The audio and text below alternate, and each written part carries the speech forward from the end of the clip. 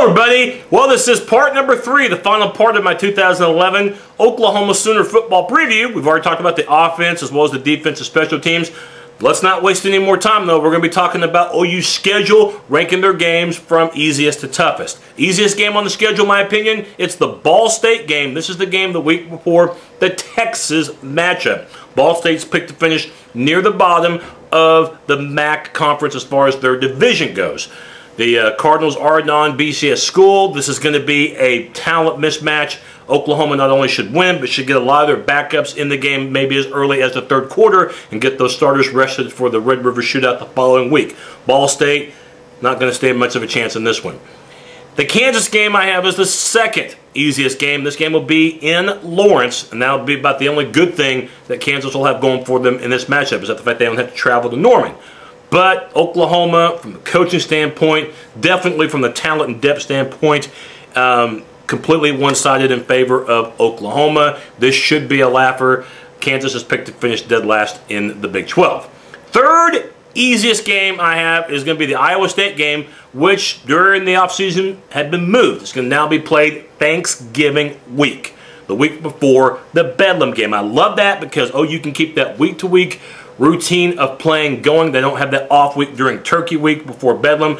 Instead, they can play Iowa State, one final tune-up, one final way to get those kinks out before playing in Stillwater the following week. Iowa State, other than the linebacking core, I don't think has too much going for it. And remember, OU has never lost to Iowa State since the formation of the Big 12, and that's not going to change this season. The fourth easiest game, now the games get a little more intriguing. You play at Baylor. Second straight year you go to Waco. OU should have a nice contingency of fans, probably 10 to 12,000, should make the 4.5-hour trip from Norman to Waco. And if you're a Baylor fan, you gotta hope that Robert Griffin III has the game of his life, and throwing and running, and really gets everybody involved. Otherwise, Baylor is going to get beat bad. Their defense stinks. And Oklahoma has never lost to Baylor, both Big 12 and pre-Big 12. OU won big last year in Waco. I'll look for them to do the same this season, but don't be surprised if Robert Griffin has a few highlight reel plays. Fifth hardest game, there's no way Oklahoma is going to be able to buy 12,000 tickets for the game in Manhattan, Kansas against the K-State Wildcats. Tickets are much tougher to come by if you're the opposition at Bill Snyder Family Stadium. Kansas State should have a good running game. Bryce Brown, I've heard some good things about him, the transfer from Tennessee, and plus K-State has a good secondary. The problem, K-State can't throw worth a lick, and that's really going to cost them because they're going to be one-dimensional against Oklahoma, and that could be a recipe for disaster. Because K-State is not an easy place to play at, because Oklahoma typically struggles on the road, I look for this to be a ball game for maybe a half, but the second half, the depth of Oklahoma, their experience is going to be too much for Bill Snyder's team. Look for Oklahoma to pull away. Sixth easiest game I'm going to say is the Texas Tech game. Good break for Oklahoma, getting to play the Red Raiders for the second straight year in Norman. If this game were in Lubbock, I would be nervous about it, but in Norman, Oklahoma doesn't lose, and that is especially the case when it comes to playing Texas Tech. They just don't lose to Tech when they play at Gaylord Memorial Stadium.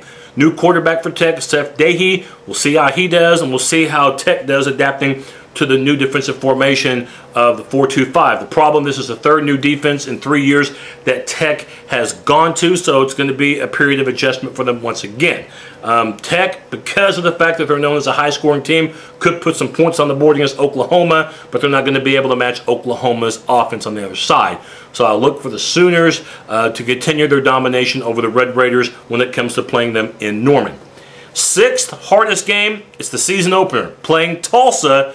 Some have them ranked in the top 25, some have them ranked just outside the top 25. Tulsa won 10 ball games last season and returned their quarterback, All-Conference USA QB in G.J. Kinney, who will try to make amends for that game in Norman 2 years ago, in which didn't have a whole lot of experience, and it showed because he stunk up the field that day in Norman. But look for him to play much better this time around. Plus, he's got some good receivers. But Tulsa defensively, there's really not a whole lot great going for it. And plus, remember, Tulsa has a new head coach now in Blankenship, as Todd Graham took the head coaching job at Pittsburgh. So Tulsa's going through a transformation as far as adapting to their new coach in Blankenship.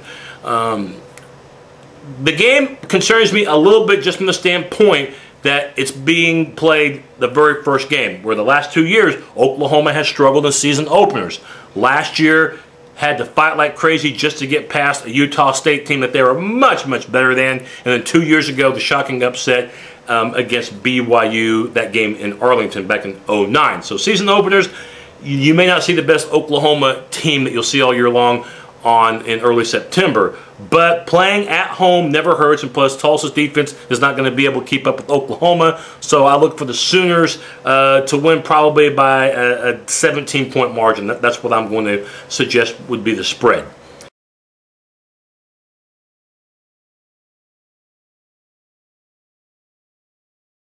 Okay, now we get to the top 5. Fifth hardest game on the schedule, I'm going to say, is the Missouri game. That is the Big 12 opener, September 24th. It'll be the week after Florida State. So Oklahoma could be in one of 2 scenarios. One, an emotional letdown after a victory over FSU, or a hangover after losing to Florida State. If either of those things happens, that's trouble, because that means Oklahoma will not be fully devoted toward the Tigers. But they should be, because it's a conference opener, and because Missouri beat you last season. So hopefully it's a revenge game for the Sooners. But remember, it won't be easy because Missouri returns quite a few starters on both sides of the ball. But it will help from the Oklahoma perspective that they won't be facing Blaine Gabbert, who picked them apart last year, plus Aldon Smith, who had a monster game on the defensive side against the Sooners last year, just ask Landry Jones. So we will see how Oklahoma handles Missouri. And Missouri, from what I heard too, had one of their experienced linemen have a severe knee injury, I think on August 15th in practice. He may not be available for that particular game. So we will see if Oklahoma can take advantage of that. I would look for the Sooners to win probably anywhere from 10 to 14 points. Playing at home plus the revenge factor, I think, are enough for Oklahoma to get by in this one. Fourth hardest game, Red River Shootout against Texas.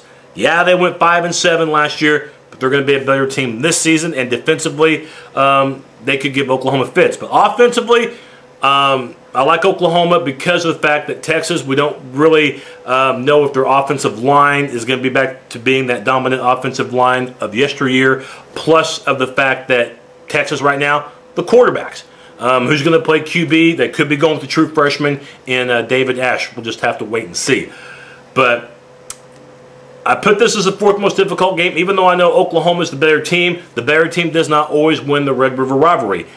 History has suggested that. There have not only been upsets, but huge upsets. Although I don't think an upset will happen this year, it wouldn't surprise me if it was one of those games that came down to the final few minutes, just because this could really turn Texas' fortunes around if they can beat Oklahoma. So you know Texas will be ready to play. Hopefully Oklahoma will be ready to play in the Red River rivalry.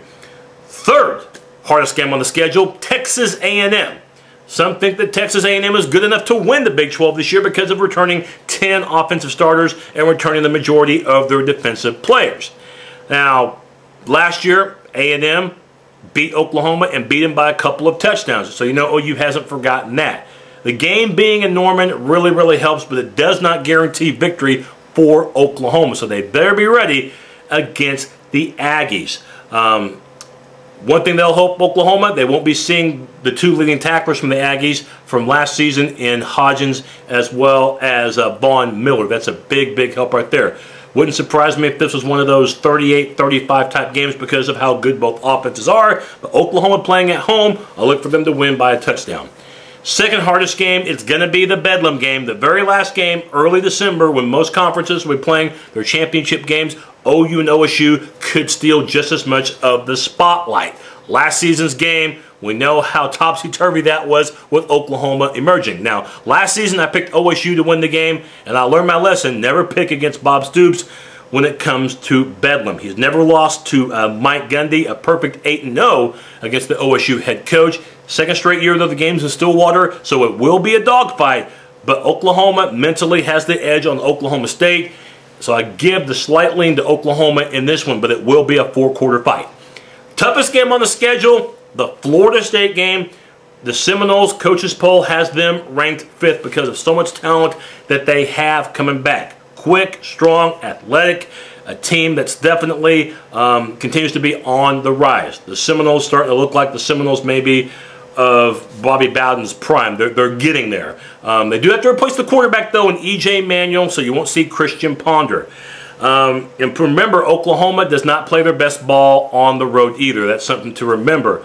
You have to block out 47-17. That was the score that OU beat Florida State by last year. That game was in Norman, and this Florida State team, some think that they have matured quite a bit since then. It'll be in Tallahassee. ESPN College Game Day will be a national broadcast in prime time under the lights in Tallahassee. Stadium of over 85,000 fans. You know it's going to be a crazy environment. But I look for Landry Jones, who really showed his true colors in the Oklahoma State game when he emerged in the fourth quarter when his team needed to the most. I think that experience will help. It'll be razor-thin close, but I've got Oklahoma winning by a field goal.